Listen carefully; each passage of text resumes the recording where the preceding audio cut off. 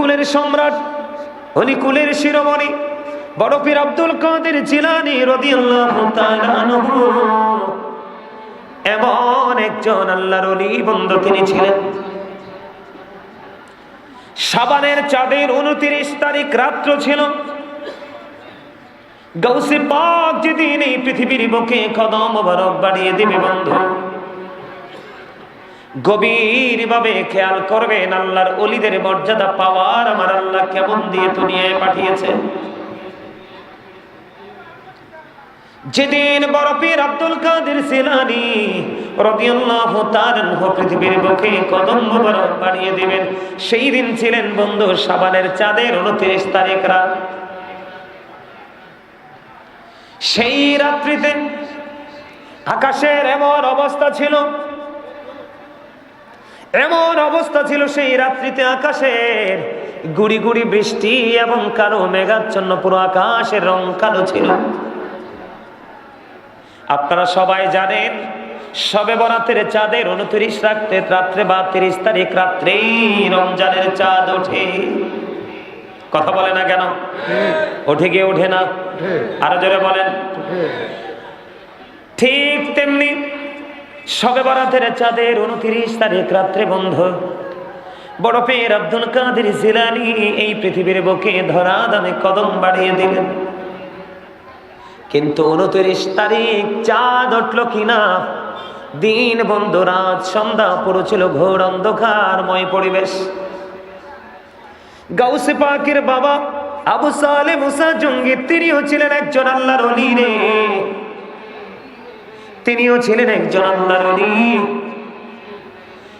দিন চলে গেল বন্ধু, রাত্র ফুরিয়ে গেল। রাত্র শেষের দিকে গাউসে পাক পৃথিবীর বুকে কদম বাড়িয়ে দিলেন।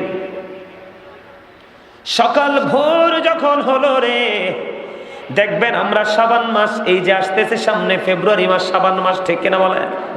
শাবান মাসের যেই কোনো দিন মাগরিবের পরে দেখবেন সব মুসলমান বাংলাদেশ থেকে পশ্চিম আকাশের দিকে নজর দিবে রমজানের চাঁদ উঠেছে কিনা। কথা বলেন না কেন? আরো জোরে বলেন। গাউসে পাক যেদিন পৃথিবীর বুকে জন্মগ্রহণ আসলো, রাতের বেলা চাঁদ কেউ দেখতে পায়নি, কেউ বন্ধু দেখতে পায়নি চাঁদ। সকাল ভোর যখন হলো, গাউসে পাক পৃথিবীতে এসছে, এখনো সেই সমাজ জামানার মানুষগুলো জানে না। সেই জামানায় মানুষগুলো জানে না আবু সালেহ মুসা জঙ্গির পবিত্র সন্তান আল্লাহর ওলি পৃথিবীতে এসেছে, যিনি অলি কুলের সম্রাট গাউসে সামদানি কুতুবে রব্বানি, ঠিক কিনা বলা? বন্ধুরে আমার, সকাল যখন হলো বন্ধু, মানুষগুলো গাও আবু সালেহ মুসা জঙ্গির বাড়িতে বন্ধু কি করলেন? ভিড় জমাতে থাকলেন। তিনি একজন আল্লাহর ওলি। গত রজনীতে আমরা চাঁদ দেখতে পাইনি, তিনি যদি বলে আজকে আমরা রোজা রাখবো, আর তিনি যদি না বলে আমরা কেউ রোজা রাখবো না। দৌড়ে চলে আসলেন মানুষ, এসে দেখে আবু সালেহ মুসা জঙ্গি বাড়ি নাই। মানুষগুলো বিচলিত হয়ে গেল, এখন কি করব, কোন সলিউশন কার কাছ থেকে নেব? সকাল হয়ে গেল, সকালবেলা যদি আমরা কোনো খাবার খেয়ে ফেলি তাহলে চাঁদ যদি উঠে থাকে রোজা তো ভেঙে যাবে, কারণ রমজান মাসে রোজা রাখা আমাদের জন্য ফরজ। আবু সালেহ মুসা জঙ্গিকে পায়েন উম্মুল খায়ের মা ফাতেমা, গাউসে পাকের মা, মাত্র ওই পৃথিবীতে বন্ধ কদমটা বাড়িয়ে দিলেন। এবার তিনি বললেন, আমার স্বামী বাড়ি নাই রে, তবে আমি আপনাদেরকে একটা ঘটনা আমি বলে দিব। এই গত রজনীতে কিছুক্ষণ আগে আমার একটা নুরানি সন্তান পৃথিবীতে এসেছে। ওই সন্তান ফজরের আযানের আগে আমার স্তন চেপে ধরে দুধ পান করেছে। মাত্র এসেছে কয়েক ঘন্টা আগে আমার এই পুত্র সন্তান ফজরের আজানটার কিছুক্ষণ আগে আমার এই সন্তান আমার স্তন চেপে ধরে দুধ পান করলো। যখন বন্ধু ফজরের আজান হলো, ফজরের আজান হওয়ার পরে আমি মা আমার এই সন্তানকে আমার স্তন ডান দিক দিয়ে দেয়, সে বাম দিকে মুখটা ঘুরিয়ে নেয়, বাম দিক দিয়ে দেয়, সে ডান দিকে মুখটা ঘুরিয়ে নেয়। কোনোভাবেই আমি তার মুখে দুধ দিতে পারতেছি না, কোনোভাবে আমি তার মুখে দুধ দিতে পারতেছি না। ভাবলাম দুধ সে অভিমান করে খাবে না নাকি, অন্য কিছু দিয়ে চেষ্টা করেছি রে, কোনোভাবেই তাকে দুধ পান করাতে পারছি না, কোনো খাবার তাকে আমি খাওয়াতে পারছি না। আমার মনে হয় ওই যে আজকে গত রজনীতে চাঁদ দেখা গিয়েছে, আমার মনে হয় রমজান মাসের চাঁদ দেখা গিয়েছে, এই জন্য আমার সন্তান আমার স্তনে চেপে ধরে দুধ খায় না। এবার ওই তৎকালীন সময়ে মানুষগুলো সবাই চিন্তা করলো, উম্মুল খায়ের মা ফাতেমা তিনি একজন আল্লাহওয়ালা, ওনাদের বিয়ের খবর তো আপনারা সবাই জানেন। নদীতে ভেসে আসা ফল খাওয়ার কারণে বন্ধু ফলের ঋণ শোধ করতে গিয়েছিলেন বাগানের মালিকের কাছে, কিন্তু বাগানের মালিকের কাছে যাইয়া শুনি যাকে আবু সালেহ মুসা জঙ্গি বিবি বানাইলো গাউসে পাকের মা, ওই ওনার বন্ধু জানতে পারলেন মালিকানায় আছে, বাগানের মালিক হলেন তিনি। শর্ত হলো ওনার অনেক গোলামের পরে শর্ত হলো ওনাকে বিয়ে করতে হবে। বন্ধু মা যেহেতু বন্ধু আল্লাহর ওলি রে, বাবা যেহেতু বন্ধু আল্লাহর ওলি, তৎকালীন সময়ে সব মানুষ চিন্তা করলেন সত্যি আল্লাহর ওলির ঘরে নিশ্চয়ই আল্লাহর ওলি হয়েছে, আমরা আজকে থেকে রোজা শুরু করে দিলাম। কেউ বন্ধু কোনো খাবার খেলো না, সবাই রোজা রাখলো। দিন চলে গেল, ওই কয়েক ঘন্টা হয়েছে মাত্র বড় পীর আব্দুল কাদের জিলানী এই পৃথিবীর বুকে কদম দিয়েছে বন্ধু, কয়েক ঘন্টা হয়েছে, তিনি সারা দিন কোনো খাবার খায়নি। যখন মাগরিবের নামাজের সময় হয়ে গেল, মাগরিবের নামাজের সময় হওয়ার সঙ্গে সঙ্গে এবার তিনি কি করলেন, মায়ের স্তন চেপে ধরে দুধ পান করলেন, তার মানে ইফতারি করলেন। সুবহানাল্লাহ, জোরে জোরে বলেন না সুবহানাল্লাহ, আর জোরে বলেন না সুবহানাল্লাহ। তাহলে আল্লাহর ওলিদের মর্যাদা কম না বেশি? বেশি। আরো জোরে বলেন বেশি। আল্লাহর ওলিদেরকে ভালোবাসার দরকার আছে না নাই? আছে। আমি আপনাদেরকে বলি আল্লাহর ওলিদের কারামত সত্য, আল্লাহর ওলিদের কারামত 100% সত্য বন্ধু। আমি আপনাদেরকে বলি গাউসে পাকের বয়স হবে মাত্র 7 থেকে 8 বছর। কত বছর? খেয়াল করেন আপনারা আমার সঙ্গে, মাত্র 7 থেকে 8 বছর বয়স হবে বন্ধু গাউসে পাকের। গাউসে পাকের বাবা আবু সালেহ মুসা জঙ্গি তিনি আল্লাহর ওলি রে। গাউসে পাকের বয়স যখন 7 থেকে 8 বছর হবে, এমন অবস্থায় এক মহিলার বন্ধু অনেকগুলো কন্যা সন্তান হলো। এবার গর্ভের মধ্যে তার কন্যা সন্তান, কি কন্যা সন্তান, এবার তার গর্ভের মধ্যে কন্যা সন্তান। স্বামী বলে দিয়েছে সবগুলো কন্যা সন্তান তুমি প্রসব করেছো, এটাও যদি তোমার কন্যা সন্তান হয় তাহলে এবার আমি তোমাকে আমার বউ হিসাবে রাখবো না, কি করে দেব? ছেড়ে দিব বা তালাক দিয়ে দেব। গাউসে পাক বাড়ির আঙ্গিনায় রাস্তার পাশে বসে বসে বন্ধু বোঝেনি তো আল্লাহর ওলি ধ্যান করতেছেন, খেয়াল করতেছেন, অন্যমনস্ক হয়ে আছেন। গাউসে পাক দেখেছে ওই মহিলা অনেক ফল ফ্রুট নিয়ে তার বাবার কাছে গেল। যখন ফিরে আসলো ওই গাউসে পাক একটা ডাক দিয়ে বলল, বুড়িমা দাঁড়াও গো, মা তুমি দাঁড়াও না। কয় কি বাবা? ওই বুড়ির মনটা, ওই মহিলার মনটা খুবই খারাপ। কয় আপনার সমস্যা কি? কয় আমার অনেকগুলো কন্যা সন্তান, এবার আমার গর্ভে সন্তান আছে, যদি এই সন্তান কন্যা হয় স্বামী তালাক দিয়ে দিবে। কয় আপনি যে পীরের কাছে এসেছেন, আপনার পীরের কাছে এসেছেন, তিনি কি বলেছে?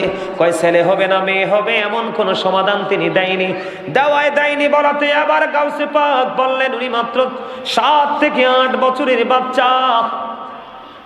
ওই মহিলাকে একটা ডাক দিয়ে বললেন, আপনি আপনার ওই পীর সাহেবের কাছে যান, হুজুরের কাছে যান, গিয়ে বলেন আমার ছেলে হবে না মেয়ে হবে বলেন।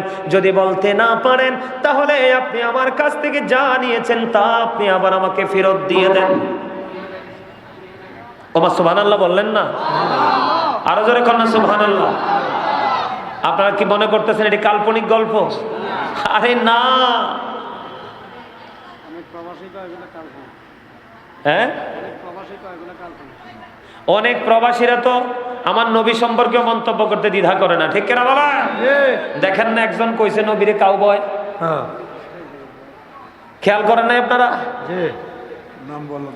যে যত কথাই বলক না কেন, এই ভূখণ্ডের মালিক আল্লাহর ওলি, এটা নিঃসন্দেহে মুমিনরা বিশ্বাস করে। মুনাফিকরা বিশ্বাস করুক বা না করুক তাতে কিচ্ছু যায় আসে না, কারণ আল্লাহ বলেছেন ইন্নাল মুনাফিকিনা ফিদ দারকিল আসফালি মিনান নার, the hypocrites will be in the lowest place of hell. মুনাফিকরা জাহান্নামের একবারে সর্বনিম্ন স্তরে থাকবে। ওমা কথা কয় না কেন? ঠিক বলতে পারেন না? আরে জোরে কোন ঠিক না বেঠে? যদি আপনার কলিজা, আপনার মন যদি কয় ঠিক, তাহলে ঠিক বলেন। আপনার মন যদি ঠিক না বলে আপনি ঠিক বললেন না, কারণ মুখে কইবেন একটা, অন্তরে কইবেন আর একটা, এটাই মুনাফিক। কথা কন না কেন? ভিতর বাহিরে একুরেট যার, সেই হলো ঈমানদার। বিসমিল্লাহির রহমানির রহিম।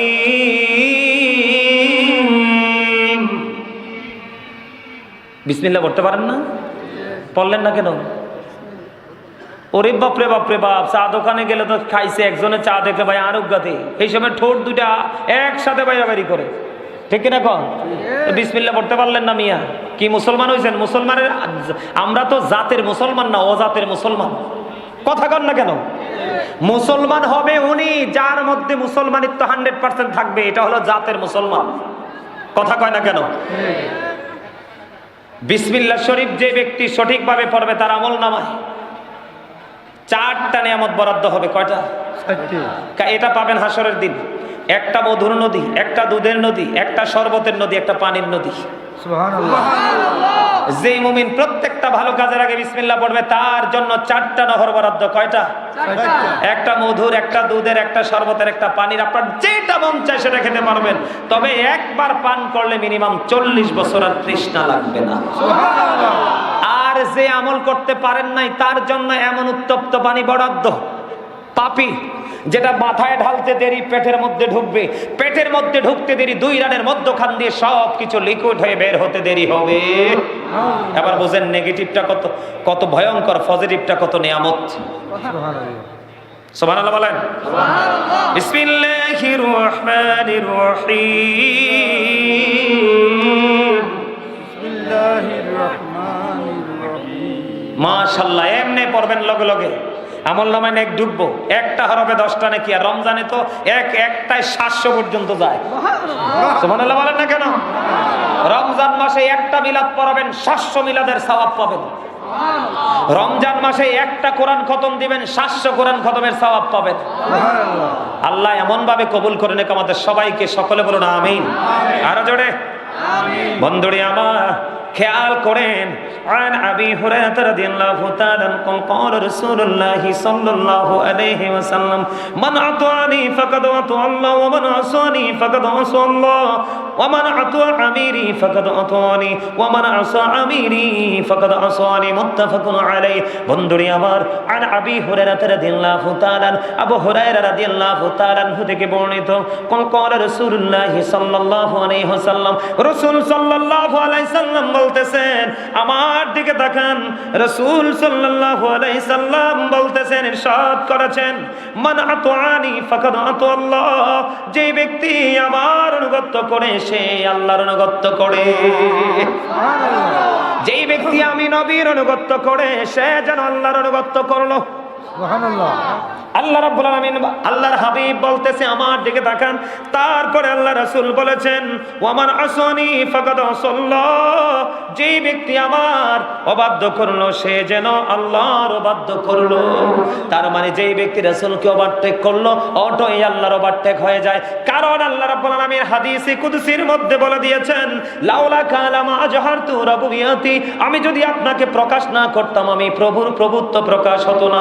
লাউলা কালামা খলাকতুল আফলাক, আমি যদি আপনাকে সৃষ্টি না করতাম তাহলে কোনো কিছুই সৃষ্টি করতাম না।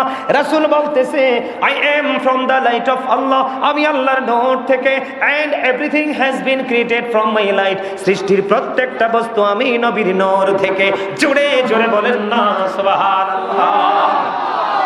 নবীর নূরের পক্ষে না মাটির পক্ষে? আপনারা নূরের পক্ষে। নূরের পক্ষে কে কে 2 হাত তুলে দেখান। সোজা করে একবার ইয়া রাসূলুল্লাহ জিন্দাবাদ জিন্দাবাদ আহলে সুন্নাত ওয়াল জামাত। হাত নামান। বড়তুলার পক্ষ থেকে লাল গোলাপ শুভেচ্ছা, এটা কোন লাগে না? কথা কেনা আরো জোরে। আমি একটুখানি ঢুকলাম নবীজির কাছে, নবীর মর্যাদা বোঝানোর জন্য। এই জন্য আমার নবী বলেছে, আল্লাহ জানিয়ে দিয়েছে, হাবিব আপনি জানিয়ে দেন, যে আমার হাবিবের অনুগত্য করবে সে আমি আল্লাহর অনুগত্য করে ফেললো, যে আমার হাবিবের অবাধ্য হবে সে আমি আল্লাহর অবাধ্য হয়ে গেল। এর পরেরটা দেখেন আরো কত মজার, যেটা আপনার আমার হাতের নাগালে, আপনার আমার 100% বন্ধু হাতের নাগালে। একটুখানি মন দিয়ে শোনেন। এরপরে আপনার আমার পানে নবী বলেছেন, ওমান আতওয়া আমিরি ফাকাদ আতওয়ানি, যেই ব্যক্তি আমার আমিরের অনুগত্য করে সে যেন আমি নবীর অনুগত্য করলো। এরপরে আপনার আমার প্রাণে নবী আবার বলেছেন, ওমান আসা আমিরি ফাকাদ আসানি, মুত্তাফাকুন আলাই। আপনার আমার প্রাণে নবী বলে দিয়েছেন, যেই ব্যক্তি আমার আমিরের অবাধ্য করে সে যেন আমি নবীর অবাধ্য করলো। জুড়ে জুড়ে বলেন না নাউজুবিল্লাহ। কি বুঝতে পারলেন? নবীকে মানলে আল্লাহ মানা হয়ে যায়, নবীকে অমান্য করলে আল্লাহকে অমান্য করা হয়ে যায়। এরপরে সেকেন্ড স্টেজে সে নবীজি বলতেছেন, এবার যেই ব্যক্তি আমার আমিরের অনুগত্য করে সে আমি নবীর অনুগত্য করলো, যে আমার আমিরের অবাধ্য করলো সে আমি নবীর অবাধ্য করে ফেললো। এর আমির মানে হলো বন্ধু নবীর প্রতিনিধি।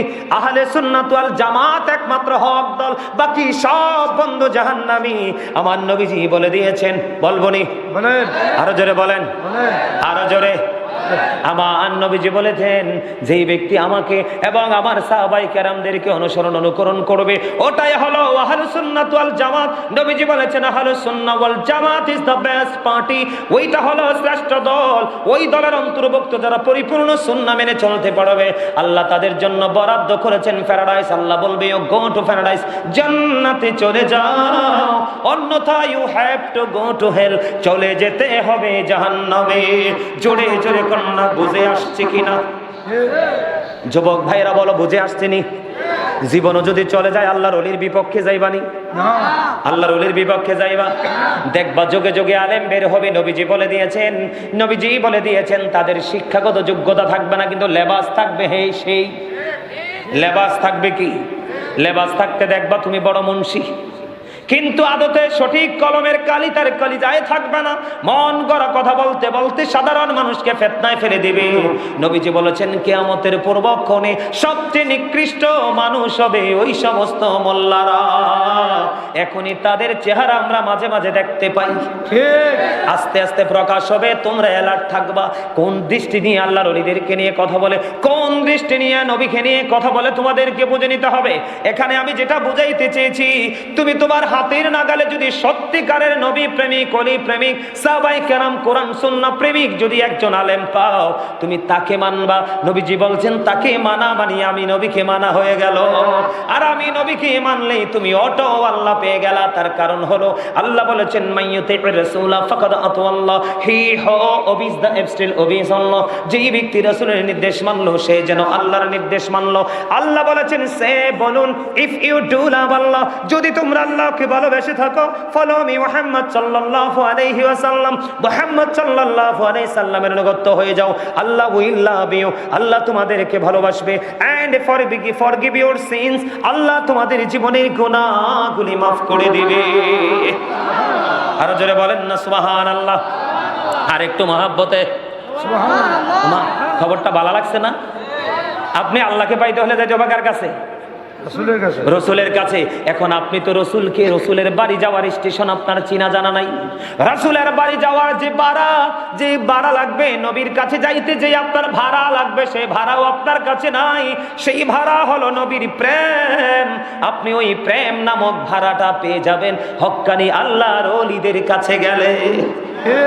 আপনাদেরকে বলে বন্ধু, আল্লাহর ওলিদের কাছে, হক্কানি আলেমদের সাথে যদি কোনো মানুষের জীবনের সম্পৃক্ততা থাকে, তার মর্যাদা কমে না বরং বাড়ে। লুকে যাই বলক ভাই, আমি আমার সোনার হরিণ চাই। কথা বলেন না কেন? গাউসে বাকের দরবারে সব সময় ওনার প্রেমে পড়ে একটা যুবতী মেয়ে আসতো, বুঝছেন নি? যুবতী মেয়ে সব সময় আসতো, কিন্তু মেয়েরা সুন্দর হইলে কিউট হলে ছেলেরা পছন্দ করবে, ভালোবাসবে, এটাই তো স্বাভাবিক। ভালোবাসাটা দোষের কিছু নয়, কিন্তু যদি নোংরামি করে এটা হলো সবচেয়ে বড় দোষের ব্যাপার। এই যুবক ছেলেটা মেয়েটার দেখে তার প্রেমে পড়লো, কিন্তু মেয়েটাকে যতই কৌশল খাটাক না কেন মেয়েটা তার প্রস্তাবে রাজি হয় না। একদিন সে চিন্তা করলো প্রতিদিন কোন সময় আসে কোন সময় যায়। ওই যুবক খেয়াল করলেন একটা বন্ধু অন্ধকার আচ্ছন্ন জায়গা থেকে মাটির রাস্তার মধ্যখানে বন্ধু গর্ত খনন করলেন, বড় গর্ত খনন করলেন। বড় গর্ত খনন করার পরে এই গর্তের মধ্যে বন্ধু, এই গর্তের মধ্যে বড় গর্ত খনন করার পরে ওই ছেলেটা কি করলেন, কাঁচা ডালপালা দিয়ে বন্ধু গর্তের মধ্যে বসে আছে। মেয়েটা যখন রওনা দিল, রওনা দেওয়ার পরে বন্ধু খেয়াল করবেন, মেয়েটা রওনা দেওয়ার পরে যুবকটা কাছাকাছি যাওয়ার পরে গর্ত থেকে উঠে বন্ধু মেয়েটাকে গ্রাস করলেন। আর ওই মেয়েটা তাৎক্ষণিকভাবে ডাক দিয়ে বললেন, ইয়া গাউসে পাক। ও তখন গাউসে পাক নামাজ পড়ার জন্য ওযু বানাতে বের হলেন। সুবহানাল্লাহ, যখন আল্লাহর ওলিরা, ওই যে আমি বলেছি আল্লাহর ওলিদের কান আল্লাহর কুদরতি কান হয়ে যায়। পৃথিবীর সাধারণ মানুষ যেটা শোনে না আল্লাহর ওলিরা সেটা শোনে, পৃথিবীর সাধারণ মানুষ যেটা বোঝে না আল্লাহর ওলিরা সেটা বোঝে, পৃথিবীর সাধারণ মানুষ যেটা দেখে না আল্লাহর ওলিরা সেটা দেখে রে। এবার কি করলেন, গাউসে পাকের পরনে ছিল খরম। যুবক ভাইরা তোমরা খরম দেখছো নি? কাঠের খরম আমি দেখেছি এবং পড়েছি আমার নানার, এখন কোথায় আছে জানি না। ছোট থাকতে অনেক সুন্দর কিন্তু খরম দেখতে, মাটিতে হাঁটলে আওয়াজ হয় না, পাকা রাস্তায় হাঁটলে টুকটুক শব্দ হয়। বন্ধু খেয়াল করেন যুবক, আমি তোমাদেরকে বলছি বন্ধু, গাউসে পাক এটা এমন একটা নিয়ামত, এমন একটা প্রেম, এত একটা শক্তি আমরা মুসলমানদের জন্য। তিনি বের হলেন ওযু করার সময়, ভেসে ভেসে আসলো ইয়া গাউসে পাক, ইয়া গাউসে পাক ডাকতেছে ওই মেয়েটা বিপদগ্রস্ত, তার ইজ্জত বাঁচানোর জন্য। বন্ধু তখন গাউসে পাক কি করলেন, ওনার পা থেকে একটা খরম হাতে নিয়ে বন্ধু যেই দিক থেকে আওয়াজটা আসলো সেই দিকে নিক্ষেপ করলো। বিদ্যুৎ গতিতে বন্ধু এই খরমটা চলে গেল ওই অসৎ উদ্দেশ্য হাসিল কারণেওয়ালা ওই যুবকের মাথায়। মেয়েটা বক্তব্য দিয়েছে, এবার এটা চলে গেল যুবকের মাথার মধ্যে। ততক্ষণ পর্যন্ত আঘাত করেছে যতক্ষণ না পর্যন্ত যুবকটা বেহুশ হয়ে মাটিতে না পড়েছে। মেয়েটার ইজ্জত নিতে পারেনি, গাউসে পাকের খরম তাকে আঘাত করতে শুরু করলো। করতে করতে ছেলেটা মাটির মধ্যে বন্ধু লুটিয়ে পড়লো। লুটিয়ে পড়তে পড়তে এবার মেয়েটা আর তার সামনের দিকে না যাইয়া গাউসে পাকের দরবারে ফিরে চলে আসলো। আইসা দেখে গাউসে পাক দাঁড়িয়ে আছে, তার একটা মাত্র পায়ে খরম আর একটা নাই। এবার একটা ডাক দিয়ে বলল, হুজুর আমার এমন এমন অবস্থা, কোত্থেকে জানি একটা তীর এসে যুবকটাকে আঘাত করলো। এবার গাউসে পাক বলে, না না না, তুমি কি আমাকে ডেকেছিলে? এতক্ষণ আমি ডেকেছিলাম, আমাকে এক যুবক আক্রমণ করেছিল আমার ইজ্জত লুটে নেওয়ার জন্য। তখন আমি আপনাকে ডাক দিলাম, ডাক দেওয়ার সঙ্গে সঙ্গে দেখলাম আমার সামনে এইরকম অস্ত্র আসলো, যুবকটার মাথায় আঘাত করলো, যুবকটা মাটিতে ঢলে পড়লো। আমি আপনার দরবারে চলে আসলাম। গাউসে পাক চাইয়া দেখে, পাগল এটা তীর না, তীর না, চাইয়া দেখ আমার একটা খরম আর একটা নাই, ওইটা হলো আমার একটা খরম, পাঠাইছি তোর ইজ্জত বাঁচানোর জন্য।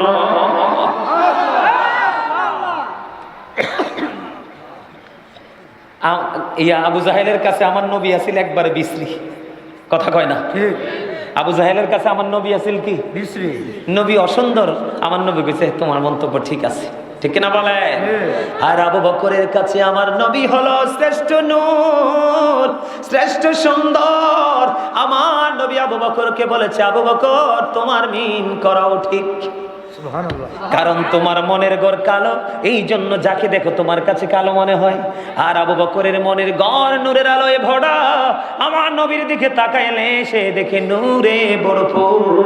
আমার নবীর চেহারা পূর্ণিমার চাঁদ চাইতেও সুন্দর। আর জোরে কন্যা সুবহানাল্লাহ, আর জোরে কন। জাবের ইবনে সামুরা রাদিয়াল্লাহু তাআলা আনহু, আমার দিকে তাকান, एग्जांपल দেই। জাবের ইবনে সামুরা রাদিয়াল্লাহু তাআলা আনহু তিনি কি করলেন, লাল রঙের চাদর মুড়ি দিয়ে বন্ধু পূর্ণিমার রাত্রে কি করলেন, নবীজি শুয়ে রইলেন। এবার জাবির ইবনে সামুরা বন্ধু পূর্ণিমা রাতে একটা বার চায় চাঁদের দিকে, আর একটা বার চায় আমার নবীর নূরানি চেহারা মোবারকের দিকে। একটা বার চায় চাঁদের দিকে, একটা বার চায় আমার নবীর নূরানি চেহারা মোবারকের দিকে। জাবির ইবনে সামুরা সর্বশেষে বললেন, আমি চাইয়া দেখলাম ওই পূর্ণিমার চাঁদ চাইতেও সুন্দর আমার নবী। এটা হচ্ছে দৃষ্টির কাছে আজকের মাহফিল কারো কারো জন্য শ্রেষ্ঠ নিয়ামত, আবার কারো কারো মুসলমান কোন মুসলমানের জন্য কিয়ামত। ঠিক কিনা বলেন? আর জোরে এই এই হুজুর আসছে না? আসছে? আমি গিয়া রবি শরীফটা নিয়ে একটু বক্তব্য দিয়ে নেমে যাচ্ছি। আপনাদের এলাকায় গিয়া রবি শরীফ পালিত হয়? আরো জোরে বলেন, গিয়া রবি শরীফ পালিত হয়? আপনারা কি গিয়া রবি শরীফের পক্ষে না বিপক্ষে? কে কে পক্ষে হাত তোলেন, হাত নামান। এটা নিয়ে একটু বক্তব্য দিই। ইয়া রাসূলুল্লাহ ইয়া গাউসুল আজম আহলুস সুন্নাত ওয়াল জামাত জিন্দাবাদ জিন্দাবাদ। মুক্তবাসীর পক্ষ থেকে লাল গোলাপ শুভেচ্ছা, শাহরাস্তির পক্ষ থেকে লাল গোলাপ শুভেচ্ছা। একবার এবার সব ফুল দিয়া লাইছে আমারে। আমিন কর। আমিন। আর যারা কোন আমিন। আমার দিকে তাকান। আচ্ছা তাহলে 10 মিনিট। এই গিয়া রবি শরীফটা কোত্থেকে আসছে আমি আপনাদেরকে বলে, এটা গাউসে পাক থেকে আসছে। নবীজির আগমনকে ঘিরে, নবীজির বেলাদতকে ঘিরে, নবীজির শুভ আগমনকে ঘিরে গাউসে পাক নবীর প্রেমে সবসময় কি করতেন? মিলাদ পড়তেন। সুবহানাল্লাহ বলেন। এখন আমাদের দেশে কিছু কাঠমোল্লা বেরিয়েছে, মিলাদ বলে বেদাত। মিলাদ শব্দের অর্থ জন্ম বৃত্তান্ত। ঠিক কিনা বলেন? তো নবী যে আইছে এটা কি ভুল নেই? এটা কি বেদাত নেই? তো এই দিনে আল্লাহ তো বলছে, ওই দিনকে ঘিরে আল্লাহ বলেছেন ফালিয়াফরাহু, তোমরা আনন্দ উৎসব করো। আল্লাহ লাভ হবে কি? আল্লাহ বলেছেন হুয়া খায়রুম মিম্মা ইয়াজমাউন, এটা তোমার পুঁজি করা সম্পদ চাইতে উত্তম। সুবহানাল্লাহ। গাউসে পাক নবীর প্রেমে পড়ে গেল বন্ধু। প্রেমে পড়ে বন্ধু একটার পর একটা নবীর প্রেমের উজ্জ্বল দৃষ্টান্ত স্থাপন করে যাচ্ছে। যাইতে একদিন গাউসে পাকের ঘরে এসে আমার নবী হাজির হয়ে গেছে। রে গাউসে পাক, আমি নবীকে তো ভালোবাসো, আমি তোমাকে আজকে গিয়া রবি শরীফ দিয়ে গেলাম। সুবহানাল্লাহ। এই গিয়া রবি শরীফ ঈমান বিশ্বাসের সাথে যেই ব্যক্তি বন্ধু আমল করবে, কি করবে? আমল করবে। জীবনে দুনিয়ায় তার কোনো অভাব থাকবে না, দুঃখ থাকবে না, এবং পরকালে যাওয়ার সময় ফিউচারের দিকে আপনি হাঁটার সময় ফিউচারকে ব্রাইটনেস করার জন্য যত রাস্তা প্রয়োজন এই গিয়া রবি শরীফের প্রেমের কারণে আল্লাহ রাব্বুল আলামিন আপনাকে ওপেনিং করে দিবে।